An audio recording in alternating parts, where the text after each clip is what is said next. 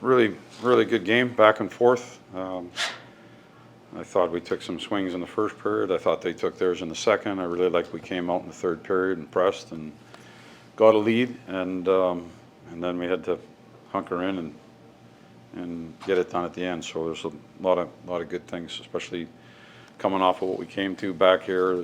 That happens sometimes where it doesn't quite fit. I was really happy with the start and the way we came out of the gate coming off that road trip, and it's a good hockey team we played, and guys competed and battled through that tonight, so it was a real good win. Peter, this on Adam. Yeah, they're both going to be evaluated tomorrow. Adam's got the lower body and Phil's got an upper body, and we'll see where they're at tomorrow. What did you think of the play that Fox was injured on? When I was running the bench at the time, didn't see it. I saw it on a TV monitor quickly. When I went in and looked at it after the period, especially from like an overhead, I didn't like the hit. He's trying to get out of the way, and there's just but I didn't like the hit. I was going to say, a couple games in a row now, a few games in a row, where you guys have had to kind of dig deep in these third periods. So what are you learning about the group from that perspective? I mean, I don't think anybody. Carolina's got a really good team, and they have a history of taking charge with pucks at the net and people at the net. They've been that way for 3 or 4 years, and so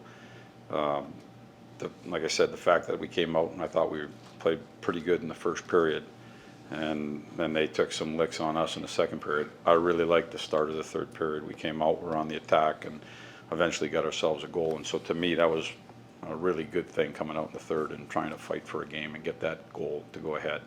And then at that point, it's about playing defense. And again, they're gonna fire pucks from everywhere. Guys were blocking shots and getting pucks out, and pretty detailed through the neutral zone, and even in the defensive zone, we gave up some flank shots. I thought Shesty made some big saves in there in that stretch as well. So I really liked the third period. When you go down a couple guys like that, Yeah. you see some of the character, maybe some guys that. Yeah, you do. I mean, there's a there's a quick emotional thing that goes with that too when you're talking about Foxy and even Phil, like a couple of key players for us. And then you kind of, like I said, you see the build up back in the third period to go back out there and continue to push on. And I really like the response from it. Peter, with Phil, does his injury go back to that collision or hit with Foss in the first period? Yeah, I mean, I haven't even talked to Phil yet. In the training room, I think that they're looking at him and evaluating him to see where he's at and what's going on. I'm not sure exactly. I haven't had that conversation yet.